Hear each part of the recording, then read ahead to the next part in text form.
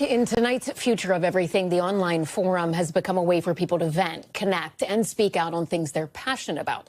Think about how much Reddit has blown up over the past few years. Well, one anonymous Homeland Security forum is making quite a bit of buzz online, as alleged ICE agents are going back and forth over the recent backlash the agency has faced.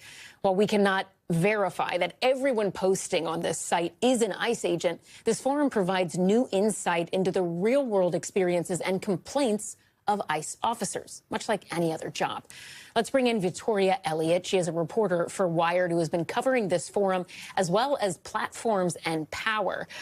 Let's just start with what this forum is and what people are saying. Have you started to notice any sort of trends or like repeated patterns here? Yeah, so this forum's existed for actually quite a number of years, and the people who are a part of it claim to either be current or former ICE officers or deportation officers, which can also sometimes include CBP. And it's interesting, actually, one of the biggest complaints that people have is around their working conditions. So across these forums, you can see people complaining about long hours, particularly what's known as TDY, which is temporary duty, sometimes only getting 24 hours before they are told, hey, you might be going to Minneapolis for a month, as well as limited overtime pay, and even some people complaining that they're not getting the gear that they feel they need to be out in the field with protesters, which obviously, because we're seeing the use of tear gas and things like that, would be a real workplace complaint. So that is the most consistent thread you're seeing. What are some of the other ones that pop up? Yeah, so I think, you know, there's definitely mixed feelings about sort of how the agency is being run right now. Even people who might have, you know, mixed feelings about, for instance, what's been happening in Minnesota, the shootings of Renee Good and Alex Preddy, there's sort of a consistent feeling across people around low morale and real frustration and distrust with DHS and ICE leadership at this moment. Everyone's sort of aware that they have an image problem right now, that they're losing public trust.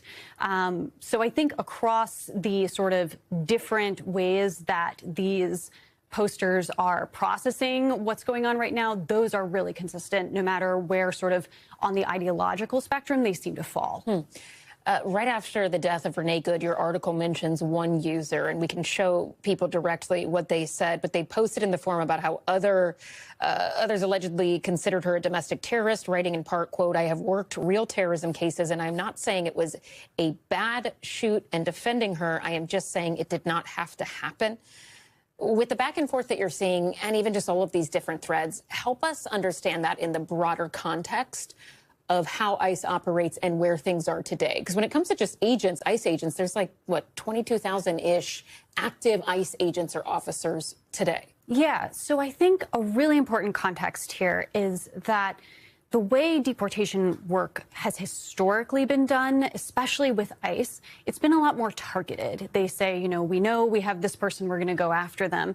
And it hasn't been sort of this whole government operation. So, for instance, Homeland Security investigation